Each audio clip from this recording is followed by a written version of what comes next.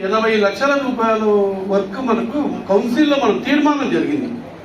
80 లక్షల రూపాయల వరకు కౌన్సిల్లో తీర్మానాలు జరిగి ఇప్పటికి 12 నుంచి 14 నెలలు 15 నెలల వరకు ఎందుకు అవి కాంట్రాక్టులు ఎందుకు రాకున్నారు, మిగతా వార్డులు ఎందుకు వస్తున్నారు, ఈ వార్డుకి ఎందుకు రావట్లేదు? గతంలో కూడా దాదాపు 5-6 నెలల క్రితం నుంచి కూడా అడుగుతున్నాను అధ్యక్ష. మళ్ళీ ఏమైనా రీకాల్ చేశారా, లేకుంటే వచ్చిన కాంట్రాక్టర్ను ఈ వర్క్ కూడా వెయ్యమని చెప్పాలా, లేదా కొంతమంది ఒక వర్క్ అయితే కాంట్రాక్టర్ వేశాడు, అతను స్టార్ట్ చేయలేదు.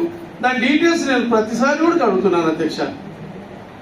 ఏమీ గారు ఆల్రెడీ లాస్ట్ అడిగినప్పుడు ఏ బిందు గారు మీకు ఇచ్చామని అని చెప్పడం జరిగింది. ఒకసారి మీరు అడిగారు, నేను బిందు మేడం కూడా చెప్పారు మేడం, నాకు ఇచ్చేస్తాను క్లారిటీ చెప్పారు మీకు ఆల్రెడీ ఇప్పించాను. సరే ఇప్పుడు ఏమీ గారు సరే మేడం ఇది నోట్ చేసుకోవడం జరిగింది. ఒక వర్క్ అయితే నోటీసు 2 నోటీసులు ఇవ్వడం జరిగింది మేడం.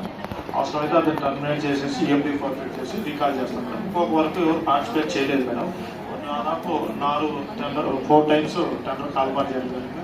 డీటెయిల్స్ ఇవ్వడమే కాకుండా వచ్చేటట్టు కానీ ఎవరైనా కాంటాక్ట్స్ ఎవరైనా ఉంటే వాళ్ళు కానీ వేసేటట్టు మీరు ఎవరు చూపించి అక్కడ వాళ్ళు కానీ వేసేటట్టు చేయండి. అంటే ఇప్పుడు వేరే కాంట్రాక్టర్ వస్తారు కదా మేడం అధ్యక్ష, వాళ్ళకి ఇది చెప్పండి. ఎందుకంటే సీనియారిటీకి ముందు ఇది ఉందండి టెండర్, అది రోడ్డే ఇవి రోడ్డే, అవి కాలువలే ఇవి కాలువలే, తేడా ఏముంటుంది చెప్పండి. ఆన్లైన్ టెండర్లు అయినా దాదాపు కాంట్రాక్టర్లు అంతా మనకు కాంట్రాక్ట్లు ఉన్నోళ్ళే అధ్యక్ష, ఓపెన్ గా మాట్లాడుకోవాలా. ఆన్లైన్ అనేది కాంట్రాక్ట్ అనేది దాదాపు అంతా ఒక 4-5 రిపీట్ అవుతున్నారు. వాళ్ళకి కొంచెం చెప్పొచ్చు, అధికారులు కొంచెం చెప్తే వాళ్ళకు కూడా ఓల్డ్ కదా అనే ఉద్దేశం.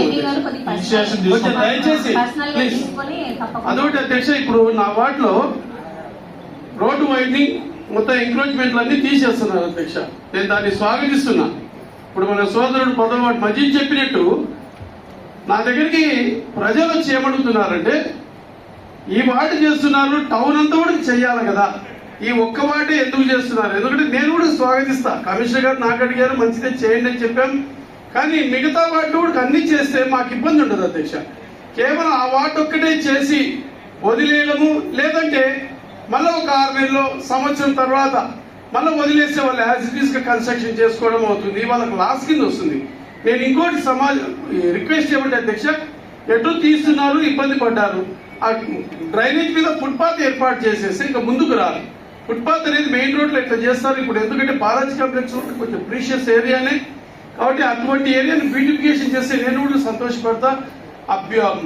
ఫుట్పాత్ అనేది కొంచెం వాళ్ళు ప్లాన్ చేసి, ఎందుకంటే ఒక్క నెలే ఉంది అధ్యక్ష, ఈ నెల నెక్స్ట్ మంత్ ఏదైనా మనకు దాని మీద యాక్షన్ ప్లానింగ్ ఉంటే బాగుంటుంది. కాబట్టి దయచేసి అది కూడా కొంచెం నోట్ చేసుకోమని చెప్తున్నాను అధ్యక్ష. ఎందుకంటే చాలా బాధపడుతున్నారు అందరు. ఇన్ని రోజుల నుంచి ఉండి ఇప్పుడంతా ఒక్కొక్క ఇంటికి చెప్పినట్టు 30,000 40,000 నష్టపోతున్నారు. కానీ నేను కూడా స్వాగతించాను. ఒక కౌన్సిలర్ గా, ప్రజాప్రతినిధిగా నేను ఇక్కడ మున్సిపాలిటీని చూడాల్సిందే, అటువైపు ప్రజలను చూడాల్సిందే. ఎందుకంటే ప్రజల చేత ఎన్నుకోబడినాక వాళ్ళకి ఇబ్బందులు ఉండకూడదు. కాబట్టి దాని మీద కొంచెం సీరియస్ గా ఉండాలనే ఉద్దేశం నేను చెప్తున్నాను అధ్యక్ష. కాబట్టి ఇంతవరకు ఒక్కటి కూడా పెట్టలేదు అధ్యక్ష. రోడ్లు ఉన్నాయి, మన కమిషనర్ గారికి కూడా చూపించాము, ఆయన కూడా సుముఖంగానే ఉన్నారు. కాబట్టి నెక్స్ట్ ఒకసారి ఏమున్నా మా దృష్టికి తీసుకోరండి. తప్పకుండా నెక్స్ట్ టైం మనకు బడ్జెట్ ఎంత వస్తుంది దాన్ని బట్టి మనం ఏ వార్డులో మనం ఖచ్చితంగా రోడ్స్ కావాలనేది దాన్ని చూసి ఏర్పాటు చేస్తామండి. సంతోషం. ఓకే.